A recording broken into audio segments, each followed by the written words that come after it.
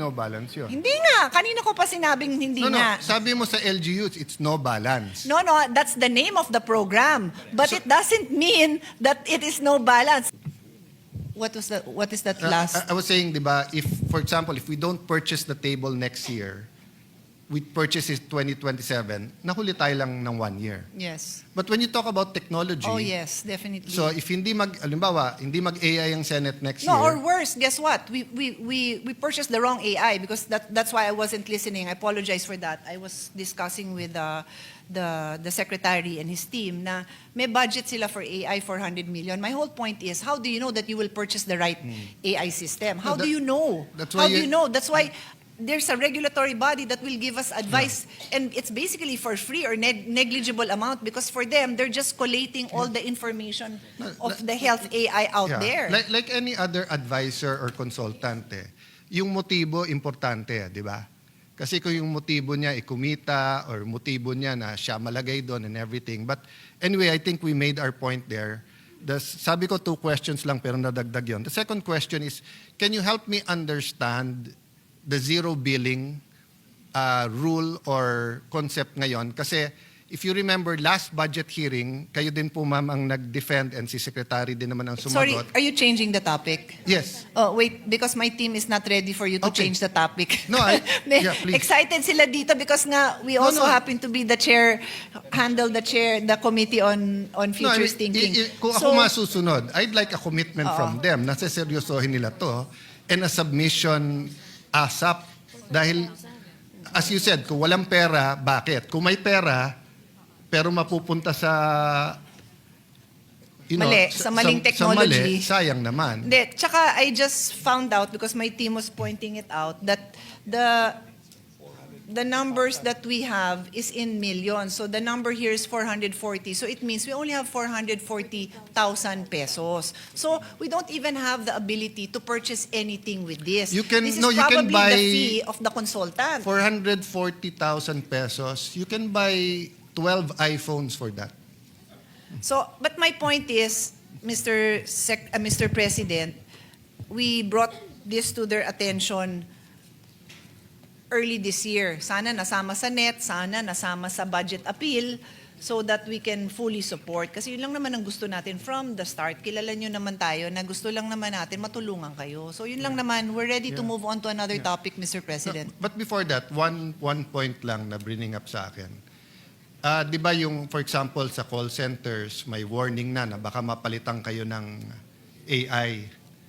Pero all over. The news it's all over how many people are losing their jobs in Google, in Apple. And of course, AI naman, AI creators are saying naman na for every technology, it creates naman more jobs. But ito naman point ko doon.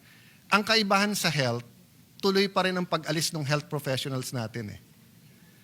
Doesn't even change. So kung tuloy-tuloy ang pag-alis nila, tapos hindi pa tayo marunong ng AI, Double whammy. double whammy tayo. Okay. So, going to the topic of the zero billing, last budget hearing, tinanong ko yon because the chairman of PhilHealth is actually the Secretary of Health. And he reminded me that that only refers to indigents. Diba? So, I'll go to details later all. Under the law,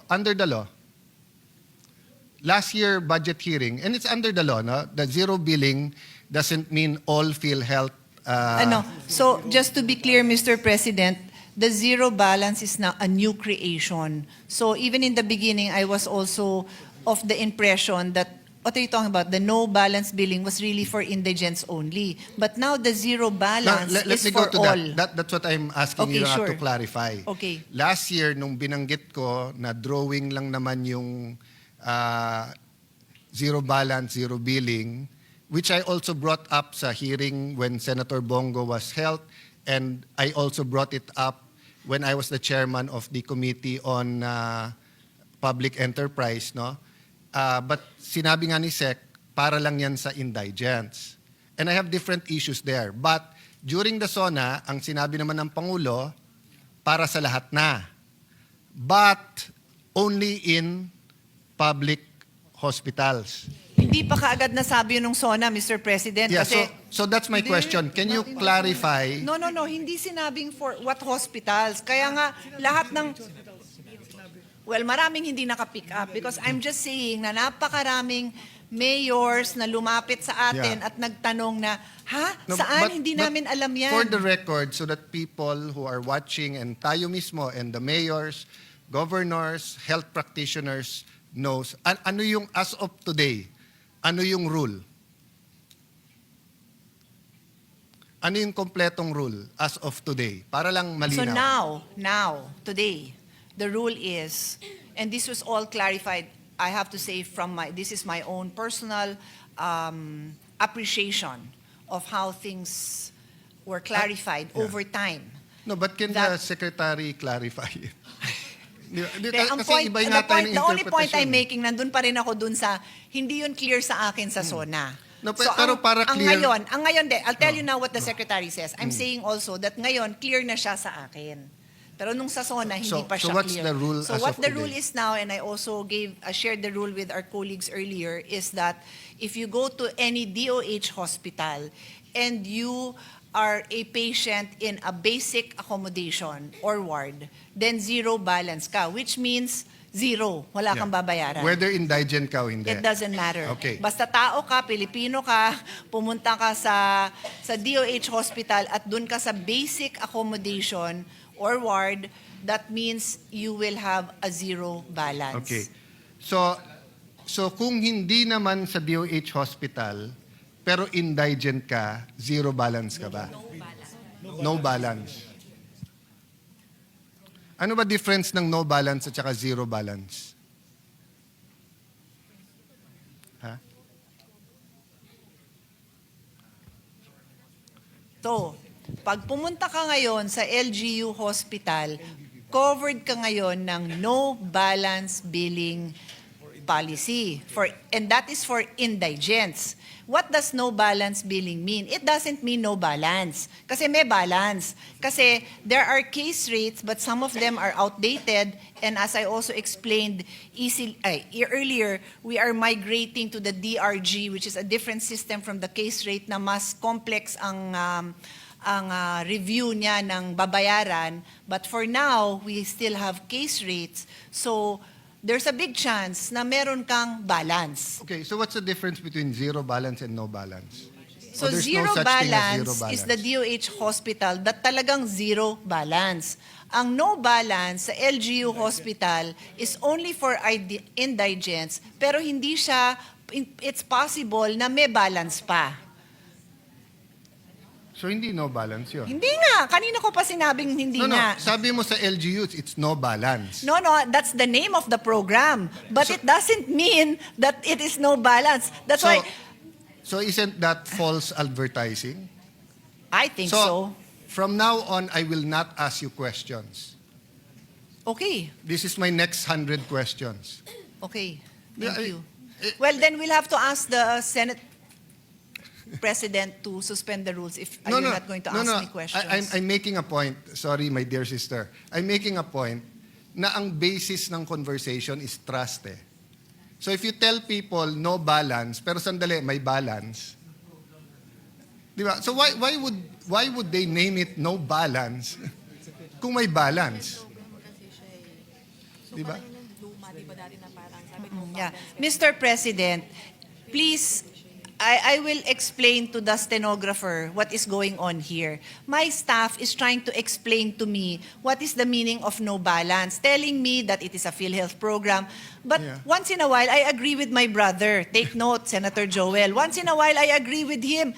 No balance means no, none. Wala ka nang babayaran. Eh, meron nga. Madalas meron. Yeah. So, huwag I- niyo nang ipaliwanag sa akin kasi I- hindi ko yan kayang Yeah. ipaliwanag dahil sumasang-ayon ako. Yeah, I'm sorry for that, but I did ask the permission of Senator Soto, our Senate President, and of course ngayon ang nakaupo si Senator JV, our Majority Leader.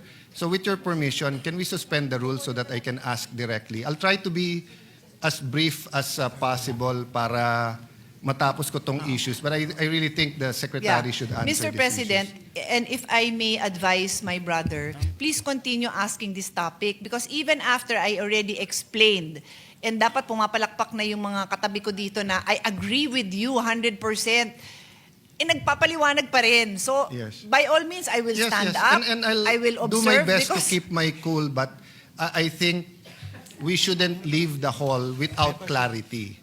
Meaning either ino-balance nila talaga or palitan nila yung pangalan, di ba? But let So, me end on a happy note. Happy ako na si zero balance truly means zero balance. Yes. Happy ako doon. And So, I just pray na there is enough funding na talagang hindi tayo babalikan next year Yeah, na but nagsara na before- yung ospital kasi yung MOE nila, wala na silang Yeah. pambayad sa ganito dahil nagamit na sa zero balance lahat. Sana naman hindi kasi nga, yes. But before you pinaninindigan natin yung turn zero over to the balance. good secretary, you confirm, di ba, that under the law, and in fact, the secretary is the chairman of PhilHealth.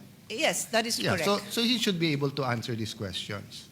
Yes, and Yes. and the president is also here to assist. So, but I think if he wants to ask directly, there must be a motion to suspend the rules. Yes,